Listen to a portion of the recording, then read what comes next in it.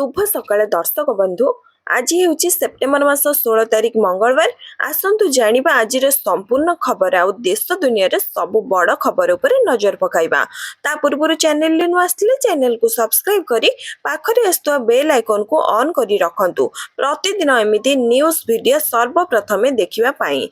तेबे आसंतु आजिर गुरुत्वपूर्ण खबर गुड़िक उपरे नजर पकाइबा। आजिर प्रथम खबर रहिछि आहुरी प्रबल वर्षा। आसंता 17 तारिख जाए राज्यव्यापी विभिन्न स्थान रे वर्षा हेबो। लघुचाप प्रभाव रे राज्य रे विभिन्न स्थान रे वर्षा जारी रहिछि। पश्चिम केंद्रीय और निकटवर्ती उत्तर पूर्व बंगोपसागर, उत्तर आंध्र प्रदेश और दक्षिण ओडिशा उपकूल निकटवर्ती रे लघुचाप क्षेत्र सक्रिय रहिछि। प्रभाव रे राज्य रे 3 दिन वर्षिबो। आज प्रबल वर्षा पई 2 जिला कलाहांडी एवं नवरंगपुर को येलो अलर्ट जारी करा जायछि। बाकी 28 जिल्ला रे बिजुली घड़घड़ी सह हालुकारू मध्यम धरणर वर्षा संभावना रही। आसंता काली पई अधा ओडिशा को वार्निंग जारी करा जायछि। 18 जिल्ला रे बिजुली घड़घड़ी सह स्वल्परू मध्यम धरणर वर्षा आशंका करा जायछि।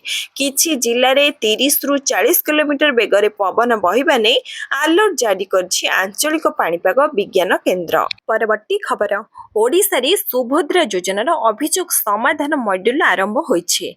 एही मॉड्यूल आरंभ माध्यम रे विभागर अधिकारी माने समस्त अभियोगर उत्तर देबे। एने उपमुख्यमंत्री प्रभाती परिडा कहिसेंती पूर्वरु लोक माने पोर्टल ले अभियोग करुथिले किंतु कोनोसी उत्तर पाउ नथिले। एबे विभागीय अधिकारी समस्त अभियोग उत्तर देबे। लोकंक अभियोग जांच पई ब्लॉक एवं जिला स्तर को पठाजिबो। सुभद्रा योजना आवेदनकारी स्थिति विषय रे समस्त सूचना पोर्टल ले उपलब्ध हेबो।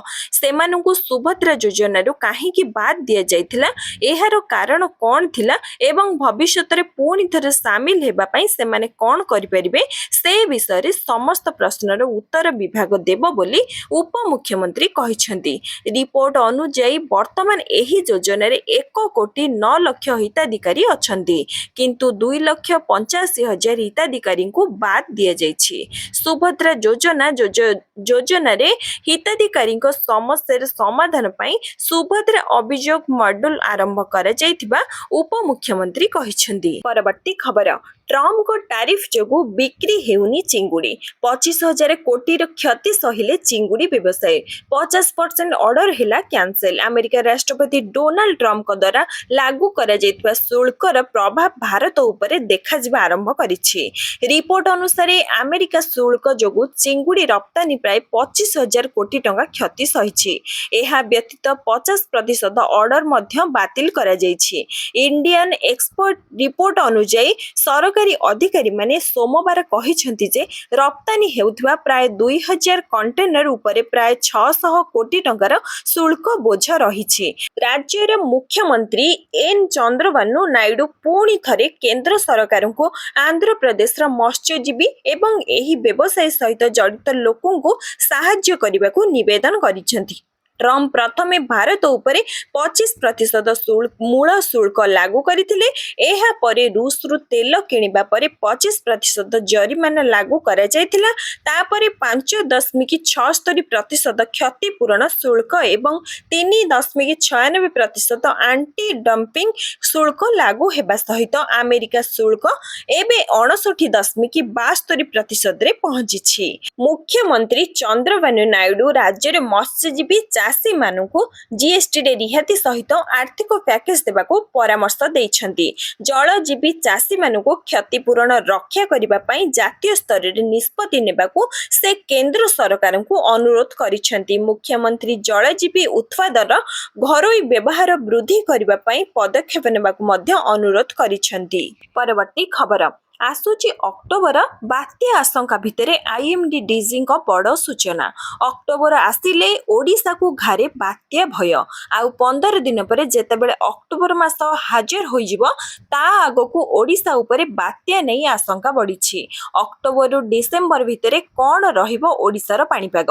बात्या आशंका भितरे बड़ सूचना दैछंती IMD DG Mrutyunjay Mohapatra. IMD DG को सूचना अनुसार अक्टोबर ଅକ୍ଟୋବରରୁ ଡିସେମ୍ବର ଭିତରେ ବଙ୍ଗୋପସାଗରରେ ଅଧିକ ବାତ୍ୟା ସୃଷ୍ଟି ହୋଇଥାଏ। ଏସବୁ ସମୟରେ ପ୍ରତିବର୍ଷ ସାଧାରଣତଃ ବଙ୍ଗୋପସାଗର ଏବଂ ଆରବ ସାଗରରେ 5ଟି ବାତ୍ୟା ସୃଷ୍ଟି ହୋଇଥାଏ। ତା ଭିତରେ 3ଟି ବାତ୍ୟା ଅକ୍ଟୋବରରୁ ଡିସେମ୍ବରରେ ସୃଷ୍ଟି ହୋଇଥାଏ। ମାତ୍ର ଏ ବର୍ଷ ଏଯାଏ କୌଣସି ବାତ୍ୟା ବଙ୍ଗୋପସାଗର କିମ୍ବା ଆରବ ସାଗରରେ ସୃଷ୍ଟି ହୋଇନାହିଁ। ହେଲେ ଅକ୍ଟୋବର ଡିସେମ୍ବର ମାସରେ ବଙ୍ଗୋପସାଗରରେ ବାତ୍ୟା ସୃଷ୍ଟି ହେବାର ଆଶଙ୍କାକୁ ଏଡ଼ାଇ ଦିଆଯାଇ ନପାରେ। ପ୍ରଶାନ୍ତ ମହାସାଗର ଅଞ୍ଚଳରେ ଅକ୍ଟୋବରରୁ ଡିସେମ୍ବର ମଧ୍ୟରେ ଲା ନିନା ସୃଷ୍ଟି ହୋଇପାରେ। ଲା ନିନା ସୃଷ୍ଟି ହେଲେ ବଙ୍ଗୋପସାଗର ଉତ୍ତରରେ ପ୍ରଭାବ ଦେଖାଇବାକୁ ମିଳିଥାଏ। ବାତ୍ୟା ସୃଷ୍ଟି ପାଇଁ ଲା ନିନା ପ୍ରଭାବ ପକାଇଥାଏ। ମାତ୍ର ଏଯାଏଁ ସେମିତି କିଛି ସୃଷ୍ଟି ହୋଇନି।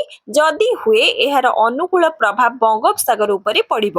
ତେବେ ବାତ୍ୟା କେବେ ହେବ, କେଉଁଠି ସୃଷ୍ଟି ହେବ, ଏବେଠୁ କେହି କହିହେବନି। ବାତ୍ୟା ଋତୁ ଆସୁଥିବାରୁ ଆମେ ପ୍ରସ୍ତୁତ ଅଛୁ, ଆଗୁଆ ପଦକ୍ଷେପ ନେବୁ। ଗୁଜବରେ ବିଶ୍ୱାସ କରନ୍ତୁ ନାହିଁ, ଆମେ ଏନେଇ ସୂଚନା ଦେବୁ। ଏତେ ଦିନ ଆଗରୁ ବାତ୍ୟା ଉପରେ କହିହେବନି। ପରବର୍ତ୍ତୀ ଖବର। ରାଜ୍ୟରେ ପ୍ରଥମ ଥର ପାଇଁ ଭୁବନେଶ୍ୱର ମହାନଗର ନିଗମ ବିଏମ୍ସି ପକ୍ଷରୁ ହେବ ବୁଲା କୁକୁର ଗଣନା। ଆସନ୍ତା 17 ତାରିଖରୁ 24 ତାରିଖ ମଧ୍ୟରେ ସମୁଦାୟ 67ଟି ୱାର୍ଡରେ ଏହି ଗଣନା କାର୍ଯ୍ୟ ଚାଲିବ। ବୁଲା କୁକୁର ଗଣନା ପାଇଁ ଜୋନ୍, ୱାର୍ଡ ଓ ୱାର୍ଡରେ ଥିବା ପ୍ରତ୍ୟେକ ଗଳି ପାଇଁ ଟିମ୍ ଗଠନ କରାଯାଇଛି। ପ୍ରତ୍ୟେକ ଗଳି କନ୍ଦିରେ ଦୁଇଟି ପର୍ଯ୍ୟାୟରେ ଏବଂ ବୈଜ୍ଞାନିକ ପଦ୍ଧତିରେ ବୁଲା କୁକୁର ଗଣନା କରାଯିବ। ଏଥିପାଇଁ ବିଏମ୍ସି ପକ୍ଷରୁ ବ୍ୟାପକ ବ୍ୟବସ୍ଥା ଗ୍ରହଣ କରାଯାଇଛି। ପ୍ରଥମ ପର୍ଯ୍ୟାୟ ସେପ୍ଟେମ୍ବର 17ରୁ 20 ତାରିଖ ଏବଂ ଦ୍ୱିତୀୟ ପର୍ଯ୍ୟାୟ 21 ତାରିଖରୁ 24 ତାରିଖ ପର୍ଯ୍ୟନ୍ତ ଚାଲିବ।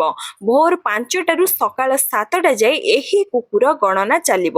ଦକ୍ଷ ପଶୁ ଡାକ୍ତରଙ୍କ ତତ୍ତ୍ୱାବଧାନରେ ସ୍ୱେଚ୍ଛାସାଥୀ, ସ୍ୱେଚ୍ଛା supervisor, sanitary inspector, SMTA, DEO, CO, ward officer ପ୍ରମୁଖ ଏହି କାର୍ଯ୍ୟ ସମ୍ପାଦନ କରିବେ। ଏକକାଳୀନ 410ଟି ଟିମ୍ ଭୁବନେଶ୍ୱରର ବିଭିନ୍ନ ଗଳି କନ୍ଦିର କୁକୁର ଗଣନା ସାରିବା ପାଇଁ ନିର୍ଦ୍ଦେଶ ଦିଆଯାଇଛି। ପରବର୍ତ୍ତୀ ଖବର। ଗୋଟିଏ ଦିନରେ 27 ନୂଆ ଶିଳ୍ପ ପାଇଁ ପଡ଼ିଲା ପଥର। ମିଳିବ 50,000ରୁ ଅଧିକ ନିଯୁକ୍ତି। ରାଜ୍ୟରେ ଶିଳ୍ପାୟନକୁ ମିଳିଛି ବଳ। ମୁଖ୍ୟମନ୍ତ୍ରୀ ଆଜି 27ଟି ନୂଆ ଶିଳ୍ପ ପ୍ରକଳ୍ପ ଭିତ୍ତିପ୍ରସ୍ତର ସ୍ଥାପନ କରିଛନ୍ତି। ଶିଳ୍ପ ସହ ଓଡ଼ିଆ ଅସ୍ମିତାକୁ ନେଇ ଚାଲିଛୁ ବୋଲି କହିଛନ୍ତି ମୁଖ୍ୟମନ୍ତ୍ରୀ। ପୂର୍ବ ସରକାରକୁ ବି ଟାର୍ଗେଟ କରିଛନ୍ତି ମୋହନ ମାଝୀ। ରାଜ୍ୟ ଶିଳ୍ପ ଇତିହାସରେ ଯୋଡ଼ି ହୋଇଛି ଆଉ ଏକ ସ୍ୱର୍ଣ୍ଣିମ ଅଧ୍ୟାୟ। ଆଜି 27ଟି ନୂଆ ଶିଳ୍ପ ପ୍ରକଳ୍ପ ଭିତ୍ତିପ୍ରସ୍ତର ସ୍ଥାପନ କରିଛନ୍ତି ମୁଖ୍ୟମନ୍ତ୍ରୀ। 25,380 କୋଟି ଟଙ୍କାର ପୁଞ୍ଜିନିବେଶ ହେବ। ବିଭିନ୍ନ କ୍ଷେତ୍ରରେ ପ୍ରାୟ 27ଟି ପ୍ରମୁଖ ସଂସ୍ଥା ଓଡ଼ିଶାର ବଡ଼ ପୁଞ୍ଜିନିବେଶ କରିବେ। ଏହାଦ୍ୱାରା 51,826ରୁ ଅଧିକ ନିଯୁକ୍ତି ସୁଯୋଗ ସୃଷ୍ଟି ହେବ। ଭିତ୍ତିପ୍ରସ୍ତର କାର୍ଯ୍ୟକ୍ରମରେ ମୁଖ୍ୟମନ୍ତ୍ରୀ କହିଛନ୍ତି, ରାଜ୍ୟରେ 3 ଜିଲ୍ଲାକୁ ଛାଡ଼ିଦେଲେ 27 ଜିଲ୍ଲାରେ ଶିଳ୍ପ ହୋଇଛି। ପୂର୍ବ ସରକାରକୁ ମଧ୍ୟ ଟାର୍ଗେଟ କରିଛନ୍ତି ମୋହନ ମାଝୀ। MOUରେ ସୀମିତ ରହିଥିବା ବେଳେ ପୂର୍ବ ସରକାର କହି କଟାକ୍ଷ କରିଛନ୍ତି। ଏବେ କିନ୍ତୁ 15 ମାସରେ 1 ଲକ୍ଷରୁ ଅଧିକ ନିଯୁକ୍ତି ଦେଇଛନ୍ତି ସରକାର।